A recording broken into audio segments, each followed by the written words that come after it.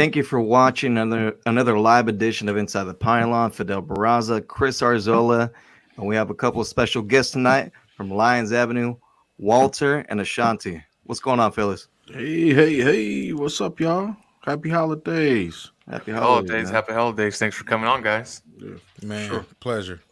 Yep. sure. Well, hey guys, let's get right into it. Let's talk about NFL Week 12 recap. What do you guys think? A lot of crazy stuff happened. You got a head coach that was fired, Frank Wright, in Carolina. Yeah. Ooh, Go that ahead. was Go ahead, unexpected. Walt. Yeah. No, I'm just gonna say that was really unexpected, man. Was it though? Walt?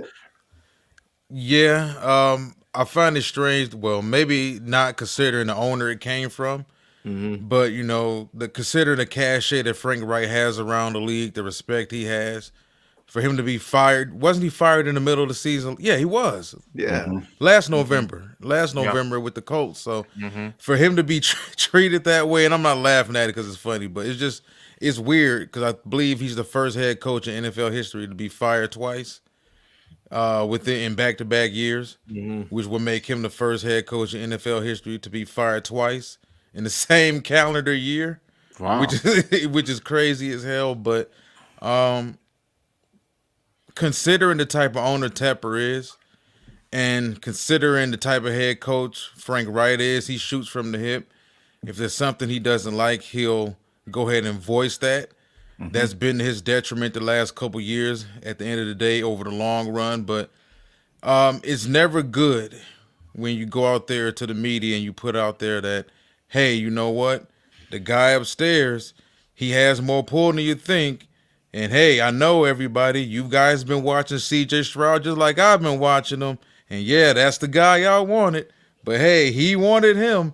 Like you can't do that with the guy that signs the checks. Yeah, exactly. You can't do that at all. And as hard as people been coming down on Jack Tepper, not Jack Tepper, but David Tepper. David Sorry about Tepper, that. yep. Jack Tepper, Tripper, maybe. I don't know. But yeah, as hard as people been coming down on him, I can kind of get it because if Bryce Young is my guy and my coaching staff, the rest of the coaching staff wanted him, Josh McCown wanted him, Steve Smith signed off on him. If everybody signed off on him, including me, and the one guy that has the biggest impact on him doesn't like him and has kind of, let's be honest about it, man. When your head coach comes out there and talks that way indirectly about you, it's very disrespectful. So as an owner, if this is my guy and everybody else wanted him and you're kind of like treating him like that, I completely understand not keeping that type of situation around because some of those head coaches in those situations can poison your quarterback. Yeah. Remember what Jared Goff went through his rookie year with your boy. Rams.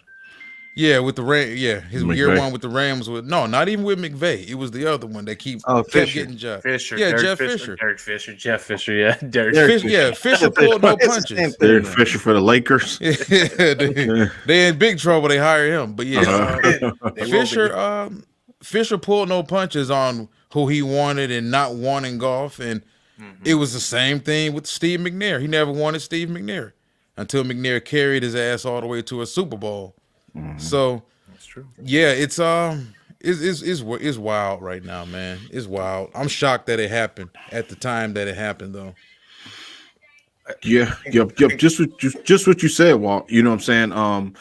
I think that Frank Wright seemed to me like a guy that was hired because he was a name, so to speak, that was available at the time that might have not been the right fit. You know what I'm saying? For that team, for this quarterback, for this particular moment in time for the Carolina Panthers, I think it was a bad hire. You know what I'm saying? Yeah. I think he's a good coach. Now, like Fidel said, maybe he may not be a head coach, you know what I'm saying? But I mean, yeah, and he's proven. I mean, I think Fidel's point is staying corrected right now. But I just thought that it just seemed like it was a little rushed instead of maybe, keeping Steve Wilkes around. A guy had maybe the locker room sort of like what Antonio Pierce is going through right now. You know what I'm saying? With the rest, sort of same situation. So, I think right now, Carolina going to be calculated in what they do, you know what I'm saying, because of what they coordinators are gone now. And McCown and Staley are gone. So now I think they don't have the pressure of giving the job to one of those guys right now. So I think right now it's going to be calculated. Why not just move on? You know, you're 1-10 and just start the process now. You know what I'm saying? I don't think it was crazy to do it at this time. I mean, right now, hell, look, Brian Burns came out and pretty much said that I'm staying with the team, gave him a vote of confidence. You know what I'm saying? Mm-hmm. But still, you know, people in that locker room, you know, they're talking. I mean, I don't care if the team's 1-10, they're pissed. You know, they're ready to go. They're ready for the season to be over like tomorrow. They know they're out of it. You know what I'm saying? So I feel bad for Bryce Young in all of this because I think Bryce Young is way damn better than what he's shown. I don't think he's like as bad as his stats. I mean, you know, 9 touchdowns, 8 picks, I think it is. You know, quarterback rating of completion percentage, what is 58% or something like that. He's better than that. You know what I'm saying? But it's hard. We all of us know. You guys know more than me. It's hard for a rookie quarterback, man, especially when your team blows. Dude, it's like a nightmare season. Trust me. I mean, CJ Stroud is like the exception to the rule. Yeah. You get a guy that gets plopped in that situation, the right coach, the right, what we talked about in the pre-show. So to me, I think just moving forward, I think that, you know, Frank Reich, maybe he may resurface again as a coordinator. I don't know if somebody will take a chance on this guy, man, and give him another head coaching job. I mean, I don't know. It's over. It's exactly. over. I'd rather hire another young up and coming coach before I would, you know, give him a chance. So yeah. So I guess this is my question: where do they go from here? I mean, like you said, Ashanti, I think it's a good move for them to start moving forward now. 1-10. I think it's a good move for them. But where do they go from here? What do they start to look for? Well, they do have the first overall pick next season. Oh wait, hold on. No, they don't. Chicago has that. Yeah. So you're gonna have to stick with the Bryce Young. Yeah. In my opinion, who the hell is gonna want this job? That's why it might be someone's gonna want it because it's an NFL head coaching gig. But a first-year head coach, you know, a new guy, a new coach just trying to break the surface. I think, you know what I'm saying. It's going to be very difficult for them. A guy that's going to be hired to be fired. Well, look, if I'm that person, I am making sure that David Tepper understands. Like, hey, you got to at least let me be here at least for 3 seasons, if not 4. I mean, this is not a fix overnight. I understand the division is bad, but this team is not that good. So right. I got one. So, you know, Ashanti made a good point as far as bringing someone that's a new hire, right? Someone that's a new coach. So what about someone like Kellen Moore, right? You know, there's talks about him possibly not getting the job with the Chargers. You know, there's talking about some other people possibly coming in, which we're actually going to talk about here later on in the show. So I guess I don't want to jump right into it, but you know, so I think someone possibly like Kellen Moore could be someone that could be out there. That's a guy that's young. He's obviously an offensive mind. We've seen what he did with Dak, you know, obviously at the Cowboys. So I think that could be possibly somewhere that they could look, you know, if they're going to bring in someone like a young, you know, first-time coach possibly. I mean, look, someone's going to want the job. It's just a matter of who and he's going to be looking for. And also, what about the general manager? Yeah. True. Yeah, it might be a combo thing, you know what I mean? You know, like I said, it's weird that these NFL, you know, the NFL, what do you call it? What's the correct way to say it? Like the network, so to speak. I mean, it's tight, man. It's a tight niche. They may go for a guy that no one even heard, you know what I'm saying? It's not even really a real candidate right now, like you said, because I don't know. Nick Saban. Yeah, something like that. What's the guy from I was thinking of Texas coach, but Texas Sarkisian? Yeah, he was doing he's doing good. I mean, he ain't going nowhere. Texas is like You think he'll go back to the college ranks though? Who? Tepper. Because he already went there with Matt Rule. Didn't work. And he had to overpay Matt Rule for him not to go interview with the Giants. So why would you go down that same hole? To me, it's got to be a coordinator, an offensive coordinator. So they bring in like Chip Kelly then, because there's talks too that possibly that there's talk about something about UCLA possibly he's not. Yeah, he's gonna get fired. You don't bring Chip in. Do they offer the job to Ben Johnson again? Because remember, they offered him the job last offseason. Probably. And he turned it down. And what would make him say yeah this time though? they were in a better situation, I think, last time compared to possibly this time. Remember, Deuce is over. Well, Deuce was over Deuce there. is gone, so bro. Deuce can give Ben Johnson all the lowdown on the organization, all the dirt. I agree with Fidel. They need some diversity though on offense. They do. They need some playmakers. They need a lot, man. You know what I'm saying? I also heard that the front office was telling Frank Wright that they wanted them to run more RPOs with Bryce Young. Why? Mm-hmm. You can't even protect him. Why? Yeah, exactly. They're trying to get the kid killed. Yeah, Bryce has handled himself great though. With the media, he takes accountability for everything, even though he probably shouldn't, but he should because he's the quarterback. That offensive line is the major problem, though. Yeah. If he had better offensive line play, despite the fact he didn't have much at wide receiver this year, he would have played better.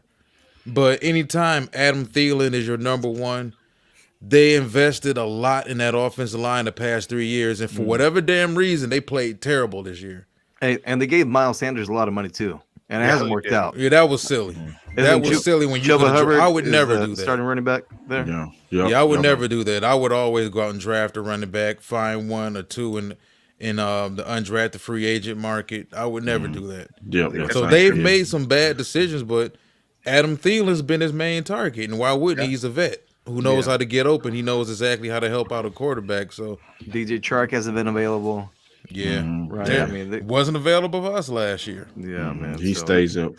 Yep. And just going looking back, Fidel, last week's games. I mean, I'm gonna just stick a couple things. I don't want to talk about the Texans anymore. 49ers stood out to me. You know what I'm saying, because they handle business. You know what I'm saying, because I was kind of wondering, where they stood. You know what I'm saying. I think probably everybody's kind of getting on Brock Purdy a little bit in this team. But they made a stance. The Dolphins, I'm not a firm believer that the Dolphins are going to have a magical carpet ride season. I think they're a playoff team, but I just think they're kind of like, when December comes, it gets cold. I don't know if they can go to Buffalo. We've seen Buffalo handle them already this year. They lost their. I don't think they'll have to worry about Buffalo this year. Buffalo have to almost win out. Man. And we'll get to them here momentarily. We'll get to them. I can't stand it. I can't stand the way Buffalo just like fizzled out. And there was one more I want to talk about. The Saints, man. Saints it's been a disappointing season to say the least for them. Chargers too. Chargers. Oh, they were like the Super Bowl pick, man. The one thing that they had to do last season, they didn't do. They should have fired Brandon Staley. I mean, we talked about it. Absolutely. Well, how long I've been saying for them to get rid of him. I mean, it's not the quarterback. I hate seeing these situations because I think as far as the media and fan bases, we do this consistently when a young quarterback doesn't win immediately. But I think when you look at the Chargers with the unbiased eye, even the Charger fans, which isn't that big of a fan base, but when you look at the Chargers for what it is, man, it's giving up 3 more points than you've actually scored in 3 years with Justin Herbert is crazy. Looking at it, I compare his situation, but his team is way more talented than Josh Allen's team. Way more in talented. Buffalo. Absolutely. But the fact that these two dudes are expected to be the reasons, that's why I hate how people evaluate these quarterbacks, how they kind of override the guy who is expected to be the responsibility every single week to win, and then they give a lot of game managers more credit than they deserve. Herbert is the reason. Josh Allen is the reason. In a team sport, an ultimate team sport, where as a quarterback you can only do what you can do. Yeah. And it's been really unfair. I'll just say that it's been really unfair for Herbert. But I mean, that guy won't be back next season. Staley won't be back. I'm damn sure. Yeah. Since we talk about coaches fire, one question: y'all think what do y'all think about Mike Vrabel? You think the Titans gonna fire Mike Vrabel? No, he's staying. Yeah. I don't think they're gonna let him walk out the building. I think it's time for them to move on. I'm just asking. Yeah. But where we go? I don't. Oh, hold on. I got a Patriots. New England. New England. Yeah. I mean, Patriots. Yeah. Hey, look, the Commanders. They're going to get rid of Ron. He's not going to be there next season. They're going to clean house. But they're not gonna. That could be a possible good gig there too with the Yeah. Commanders, obviously bringing in their new ownership. But I mean, if Vrabel's going anywhere, it's gonna be the Patriots. I mean, he's already came out. He's already said that he would love to coach there.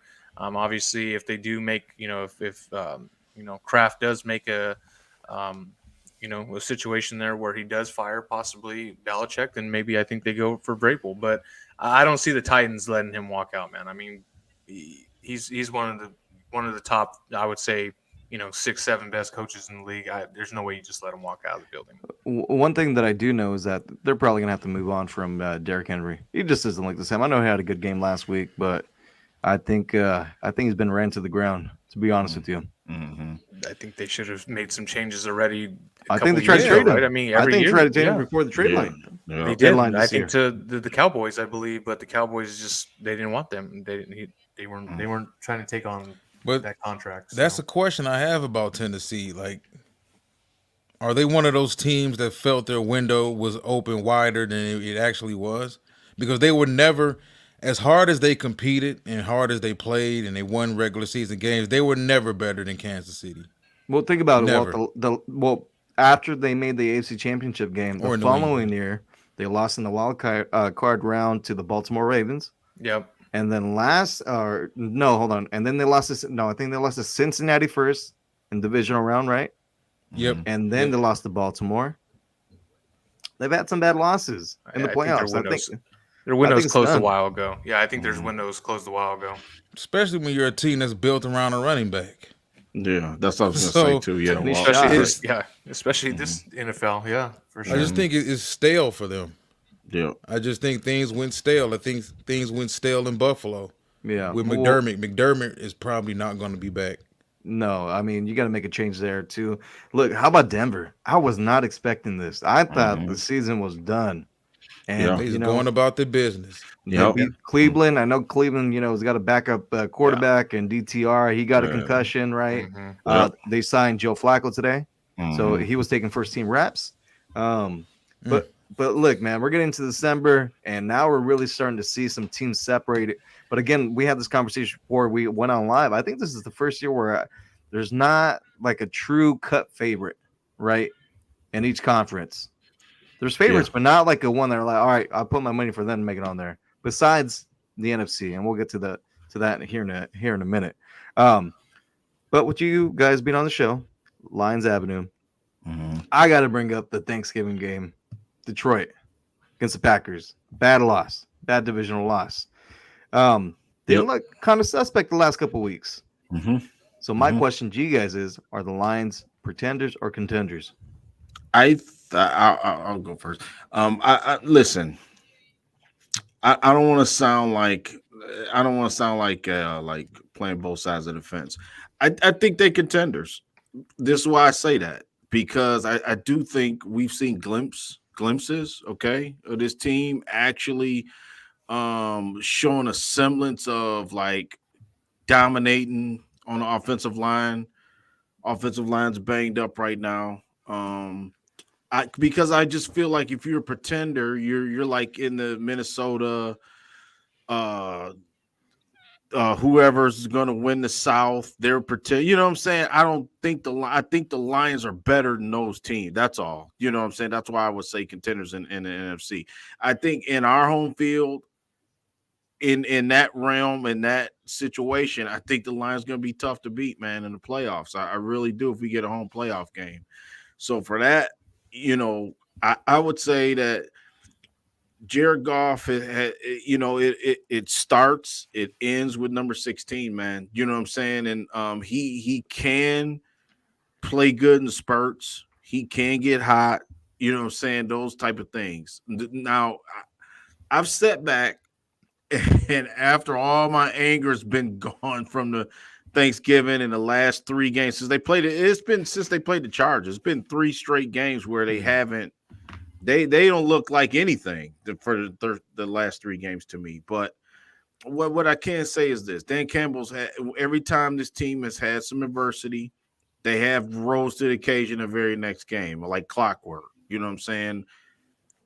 Fidel, guys, this is a big game this Sunday, in my opinion. You know what I'm saying? Because if they don't win this game, then maybe you don't put them in the contender column. You know what I'm saying? Because you can't be, losing games in December, late November, December, and uncharacteristically turning the ball over and just not playing like you were built to play. You know what I'm saying? I think injuries, and I'm not going to blame it on injuries because it's part of the game. You know what I'm saying?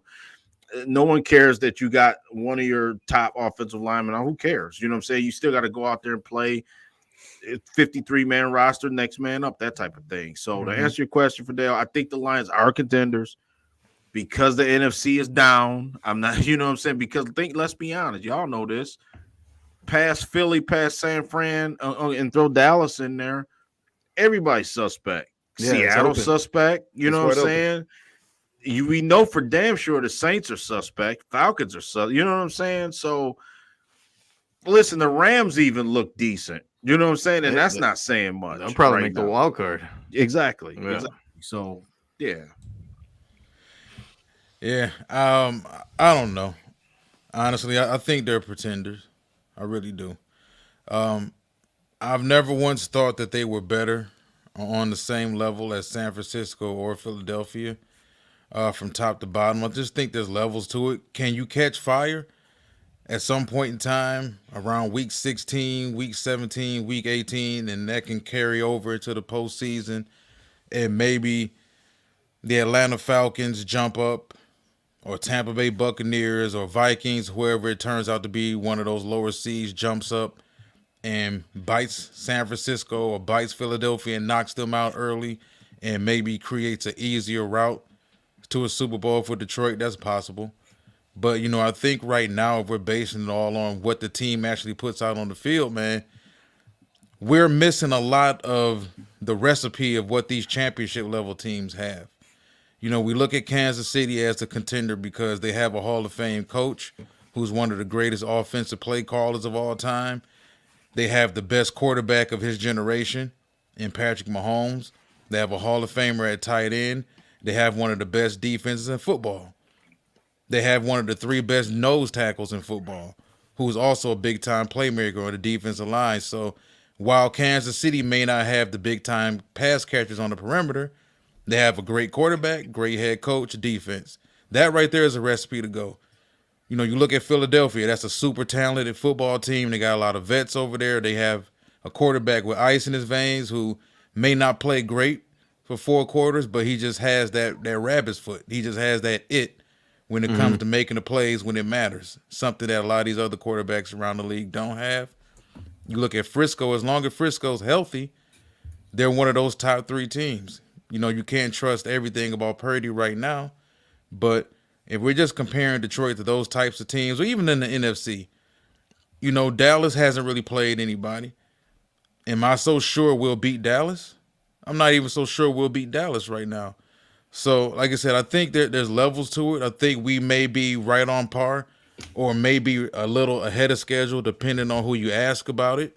But I think this team is, not saying they necessarily peaked or they've plateaued, but I think the talent level of this team, sometimes in the NFL, you can play above that when you have really good coaching, really good play calling offensively or defensively, and you got a bunch of guys, 11 on 11 on both sides of the football, 52 guys in the roster who bought in.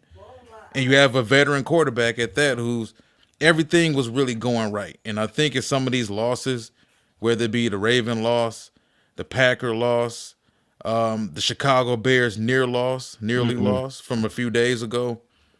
It's when Goff isn't playing well, usually it's because the offensive line isn't playing well. And when the offensive line isn't playing well, he can't move. He can't really help himself. He can't save himself. He can't save the offense.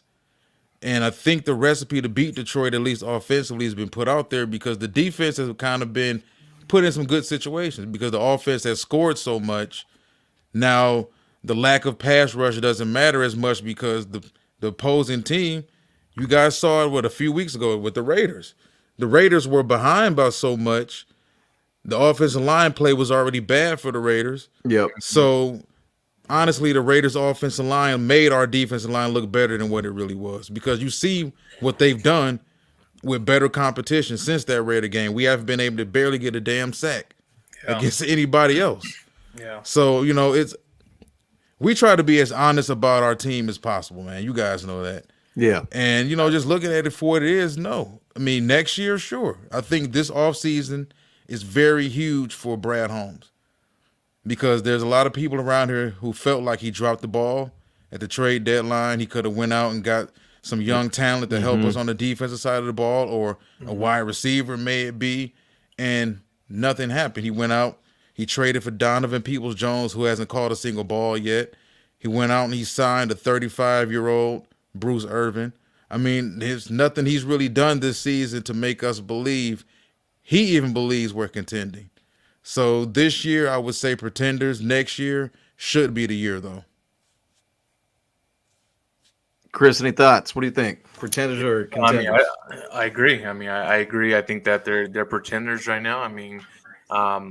Pretty much kind of just piggybacking off of just pretty much what you said. I think at the deadline, they didn't make any moves. I thought that if they felt that they were in a place where they were ready to move forward to compete with those teams, then they would have, I think they would have stepped up and made some moves. But I think management saw, like you said, I think they're a little bit ahead of schedule than where they're kind of expecting for them to be. And so I think more next year is probably going to be something to look forward to. But yeah, I think they're pretenders only just because they didn't make the moves that I felt that they needed to make to kind of make them stand up with those other teams in the NFC, obviously, to compete with the AFC, going forward. Look, I want to say contenders just because they got some talent on that team, and I just feel like I agree. They can. I think they can turn it around, right, to finish the season. But I mean, as of right now, and especially if they lose to New Orleans, you can't lose that game. It's a big game. That's a big game. You cannot lose to a New Orleans team that's been struggling the way that they have been. And last week they weren't able to score in the red zone. I don't think they had a touchdown. Turnover. We had more turnovers than points in the red zone last week.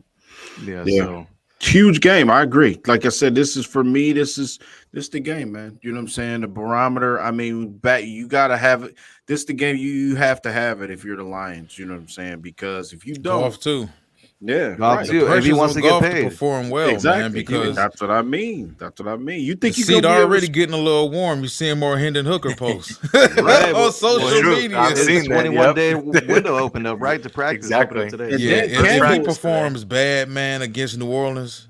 Yeah, what do you think though? I mean, how bad can it get where you can see Hayden playing the season? Oh, Hendon. I doubt it. The only way I think we see him play this season is if the wheels fall off. And I do not want to see that because we discussed that in the pre-show, man. This town been through too much. And to have their hopes brought up with an 8-2 start and see this team fold down the stretch to the point that they say the hell with it and they throw Hendon Hooker in there. Or if Goff gets hurt. Yeah. I don't see Goff is pretty sturdy though. I don't really see him getting hurt or whatnot. But yeah, if the only way I see them putting Hendon Hooker in is if the wheels completely came off. I do not want to see that. Yeah, and this town will be heartbroken if this team messed around and didn't make the playoffs or finished with the 7th seed or something.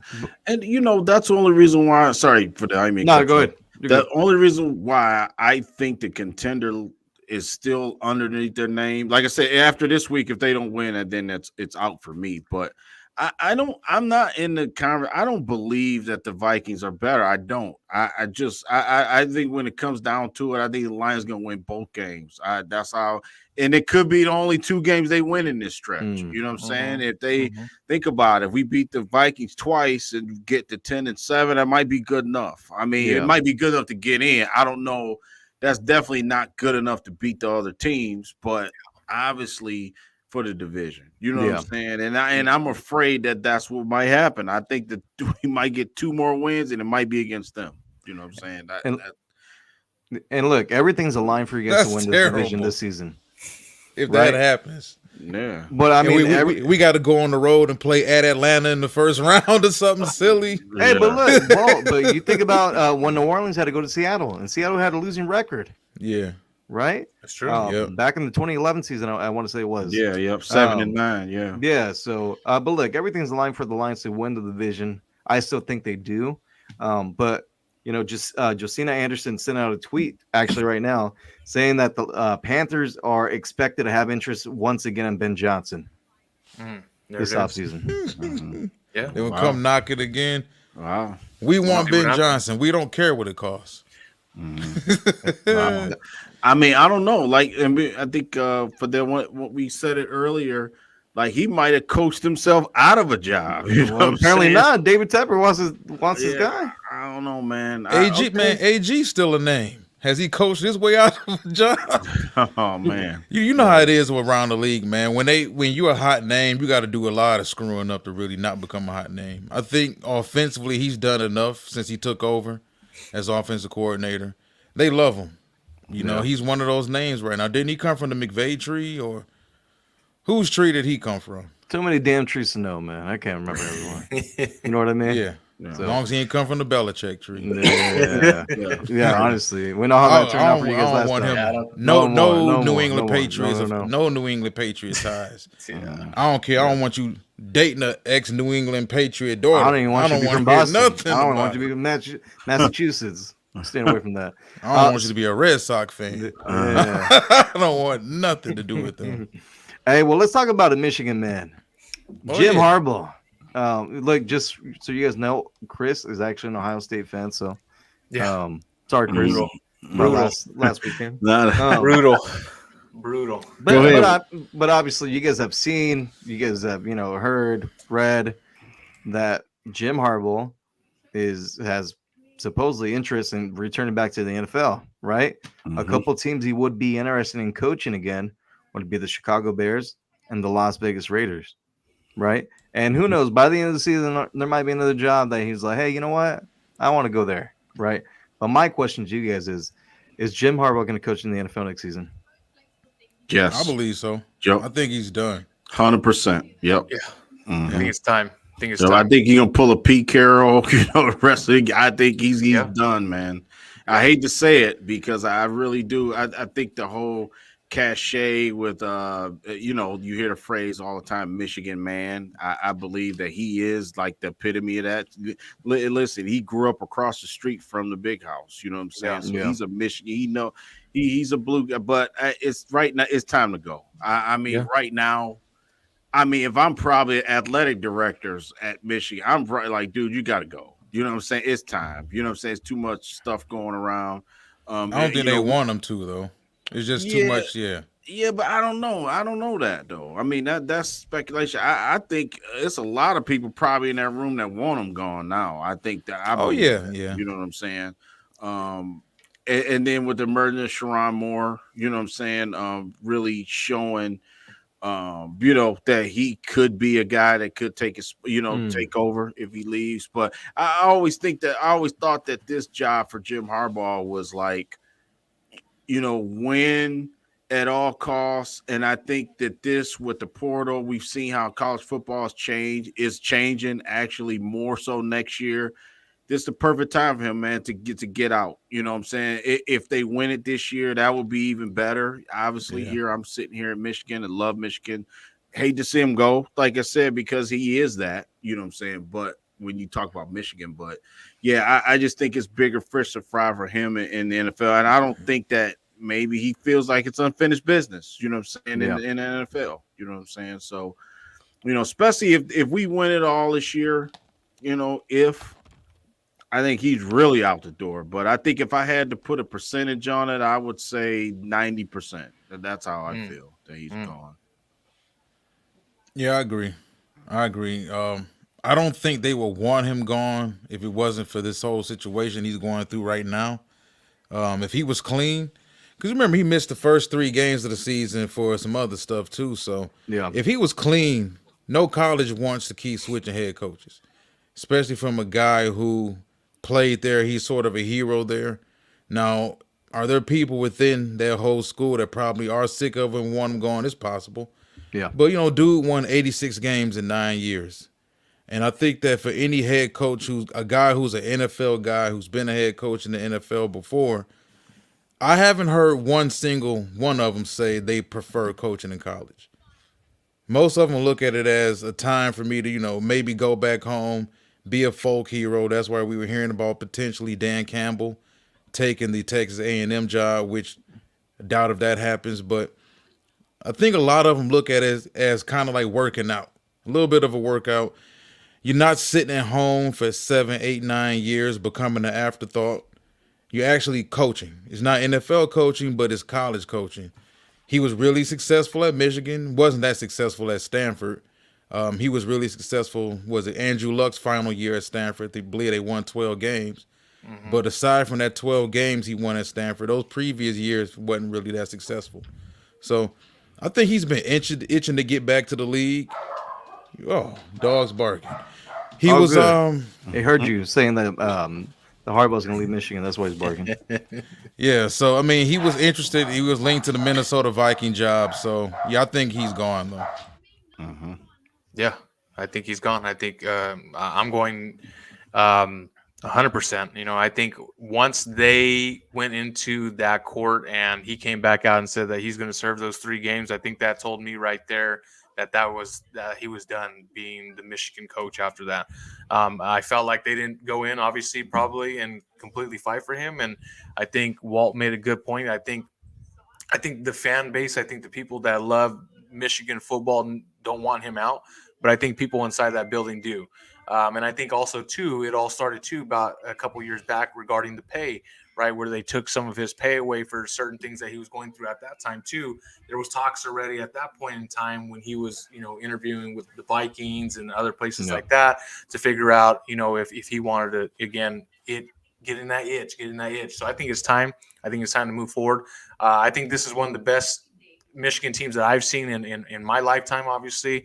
And I think that, you know, they have an absolutely fantastic chance to win it all this year. So I think he's going to, you know, move on to the NFL. And I think you mentioned the Bears, the Raiders, and the other one is the Chargers. But again, the Chargers do have that stigma. The Spanos do not like to pay for coaches like him.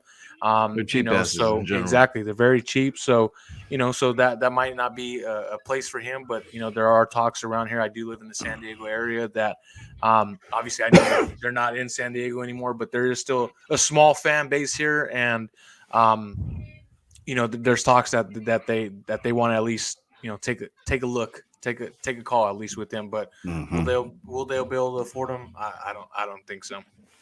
Yeah, I think the university already knows that he's leaving too.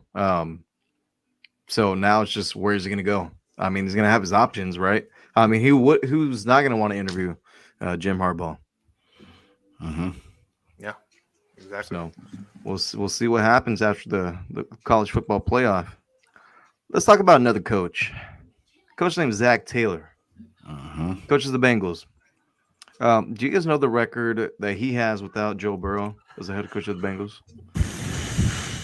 Man, I know it's like games under 500. I know that. He's 4-28-1. Yeah, that's wow. Yeah. So that shows you how much like the quarterback matters. You know what I'm saying? Because for sure. You know what I'm saying? Because they're like, dude, Cincinnati, like one of the top 8 teams in the league when they're right. You know what I'm saying? When everything's right, obviously, you know, not this year, but yeah, man. If you ask me, he's a fraud. You know what? I think he's just I would say yes because he's a fraud. Because you think he's a fraud? I would say so. Yeah. Well, what do you think? Is Zach Taylor a fraud? Was it 4-28-1? Yeah. 4-28-1, yes. That's all you got to say right there. I would have to say so, yeah, because we've seen Mike Tomlin win 9, 10 games, 11 games with way less. Can you pick it? True. Mason Rudolph. We've seen Sean Payton in New Orleans win 7 straight games with his second and third string quarterbacks.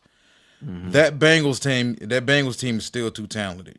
Absolutely. For you to not win some games with that. So is he getting exposed a little bit? Yeah. I don't want to call him a complete fraud. I mean, that first year when Burrow got hurt, you know, that was year 1. Yep. That team wasn't completely built yet. That was still them coming in. They were, 1-15, I believe, the year before that. So Burrow took over a 1-win team. Taylor took over a 1-win team. So you can kind of wipe that one out. went to the Super Bowl the very next year, bounced back with another successful season last year, and if they don't win any more games or they only win 1 or 2 games, it's gonna look really bad on Zach Taylor for sure. Is he fire? Is that a fireable offense? No, because you lost your starting quarterback, but that's still too opportunistic and talented of a defense. You still got 3 receivers who could all be number ones on another team. Yep. You still got running backs in the backfield, and for you to not generate anything is a real bad indictment on you as a head coach. Yep, especially when you're an offensive coach, you know what I mean, and that's your side. That's your side of the ball right there. I think that's a big indictment as far as you as a coach. 428-1. That's all you got to say for me, man. That doesn't even sound right, to be honest with you. That's the record. That sounds horrible. That sounds real horrible. That's what I'm saying. That's a fraud for me right there. 29-22-1 when Joe Burrow is playing. So 52 games. So he is 7 games over 500 when Joe Burrow does play. But 428-1 for me, that tells me fraud right there. And like you said, they got dynamic people throughout the entire locker room, offense and defense. And the fact that you're an offensive coach and you're struggling to get things going as an offense, and you have still everybody else on the field other than your main quarterback, obviously that is is the heart of your offense. But the fact that they can't put things together tells me fraud. Now, fireable offense, I don't think this year, but if this translates over to next year when Joe Burrow comes in, I think you best believe that he will be he'll be definitely one of the coaches that will be on the hot seat next year if this continues going into the next year with Joe Burrow obviously healthy, which that lineup is going to change next year. That lineup is going to change next year. They're not going to have T. Higgins. They're not going to be able to pay for him, right? Boyd might be gone as well. Boyd might be gone as well. Yeah. So that lineup is going to be different now. So that's what I'm saying. If it translates to next year, I think he's going to be for sure one of the coaches that will be on the hot seat next year, for sure coming up if that does continue into the next season. Yeah, they got some issues there, and I really don't see them winning more than 3 games for the rest of the year. Yeah. That's what I could say. Yeah. All right. Well, let's wrap up the show with this last question, and obviously, this question can be, can change by the end of the year, right? But what QB will be on a different team next season? I mean, if I had to go first, oh man, Justin Fields. Oh, you took mine. Damn. I mean, I just think I was either gonna say him or it's a good one. I don't want to take y'all thunder. I ain't gonna say no. Go ahead. No, I was gonna say Kyler Murray. I was thinking Ryan Tannehill. I was thinking of Jimmy Garoppolo. I don't know. I think Jimmy signed for some years, but they clearly got to move on from him too. But my guy Justin Fields, I just think Justin Fields auditioning, man, for his next team. I'm a Justin Fields guy. I think he's very coachable. I can't believe that, it's just when the narrative's out on a guy that he can't play, just like the media likes to pounce on that. And I do think Justin Fields has some game, man. I really do. He's in the wrong position. It almost felt like the team was trying to move on with this Tyson Badgett thing, even though Fields was hurt. In the hell would they even try to do that? You know what I'm saying? It's kind of disrespectful a little bit. You know what I'm saying? But they said he was hurt. Whatever. I believe him. Right. Whatever. But I just think Justin Fields is going to be somewhere else. I don't know. I couldn't tell you a team. Maybe Atlanta. I don't know where Justin Fields from. I think hometown. Yeah, I think it's from Georgia. I think he's from Atlanta. Yeah, he is from Georgia. Yeah. So I mean, I could see that a draft day deal or something like that. That's all. I just think that he's my guy, man. I think he's a guy that can play. He's got some value. You know what I'm saying? I do think just wrong team, wrong system, wrong everything. With an F wrong system. Organization. They tried to get the guy killed for two years straight. I just don't know. I didn't understand anything the Bears were doing with him. You know what I'm saying? They totally mismanaged him. So if I had to pick one, I would pick him. Oh, sure. I got two. The dog's coming back in the house. Yeah, I got two. I'm going to go with Geno Smith in Seattle. I think Seattle's in a situation where they could have, even though Witherspoon has turned out to be possibly the defensive rookie of the year, he's been great for them. great fit next to Tariq Woolen and Kobe Bryant and all those guys.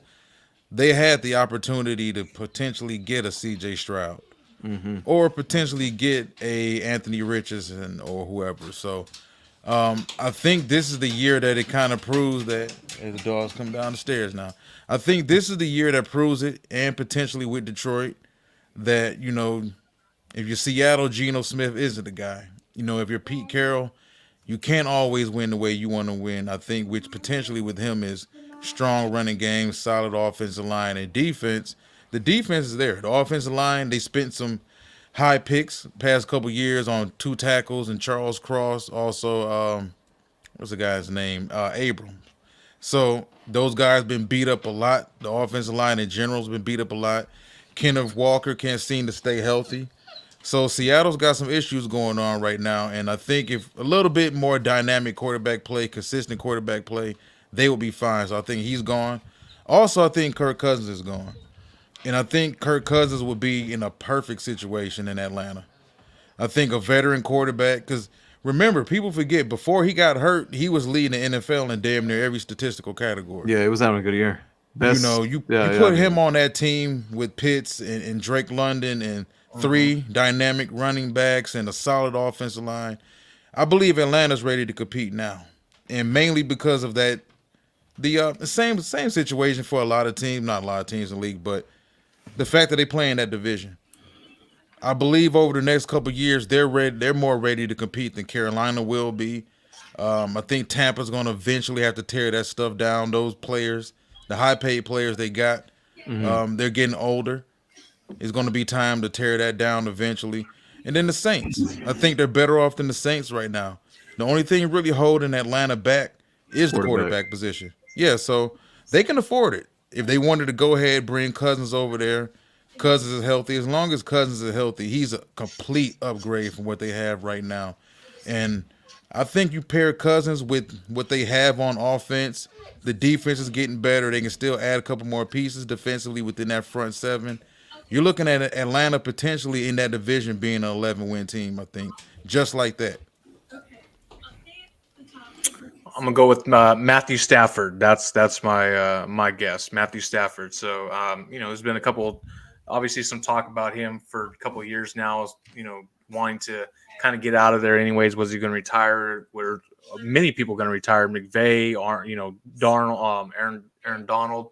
So I could see him actually going to the Buccaneers next year. That's my guess. I can see him going from LA to sunny Florida.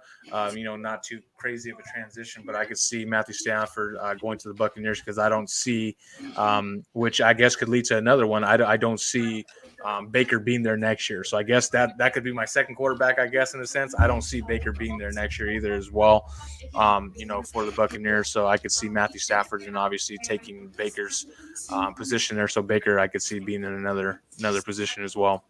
One of the names that I thought you guys were going to bring up, you guys never did. Mac Jones for New England. He's gone. Oh, wow. Next season. Yeah.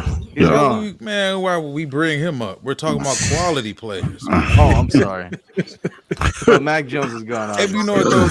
You think he's done as a starter? Hell yeah. You tell me how you feel about how he's been handled in New England? Not the you best. Never know. You never know. He might go to the Titans. You never know. I mean, yeah, they got Will Levis. True. I got more confidence in Will Levis than I do Mac Jones. True. But I don't think Bill O'Brien's done a good job with him either. But he's just missing some easy stuff. Like he's regressed really bad. They broken him. Yeah, like how they publicly you can't keep going him. Back and forth. Yeah, that's embarrassing. That's embarrassing. They don't do him like that. Yeah, don't. And if you feel that way about him that strongly, just play Zappy because what does it say about how you feel about Zappy? We like you enough to put you in when Mac is stinking up the joint, but we don't like you enough to ever start you. Yeah. Like it doesn't make any sense, man. Mac needs out of there. I think Zappy needs out of there too. Yeah, they're all gone, including the coach. He's not going to be there next season. He might be head coach of the Chargers next year. Hey, well, maybe. I think that would be terrible move. I'm leaning more towards the Commanders, if anything, if he's going to go anywhere else. Wow. Yeah. But hey, look. Check the Commander. Yeah, but look, Fellas, we appreciate you guys hopping on the show tonight. Tell us about Lions Avenue. Tell us where we can find it, follow it, watch it.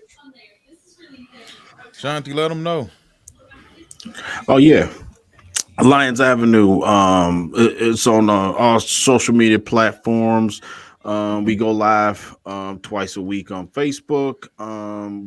We have been streaming again on YouTube, Twitch, and just clips. Walt does an outstanding job of engineering the topics and everything that the content that we go through. So, we got a lot of draft stuff coming up. Obviously, that's Walt's forte. He's turning me into a scout, y'all. So I'm turning into be a better evaluator of talent. But yeah, Lions Avenue going strong, man. You know what I'm saying? We appreciate the support, appreciate everybody who tunes in. We've been getting a lot of feedback. So ever since we've been like kicked off a ban from YouTube. So it's different for us, but we coming, y'all. You know what I'm saying? Just tune in. Our next show's coming up probably what's today? Wednesday. So probably maybe this weekend walk before the Lions Saints. Probably Saturday, if we can get a Saturday show in. So all right. Well, hey, look, if you guys are Lions fans, these two gentlemen right here, you got to subscribe to the show. You got to watch it. Very knowledgeable. Great stuff. Great content. So, with that being said, again, gentlemen, thank you so much for Chris. joining us tonight. Thank you. Appreciate you guys, man. Yes. And thank you, everyone watching us, listening to us. You guys have a good night. We'll talk to you guys soon. Peace.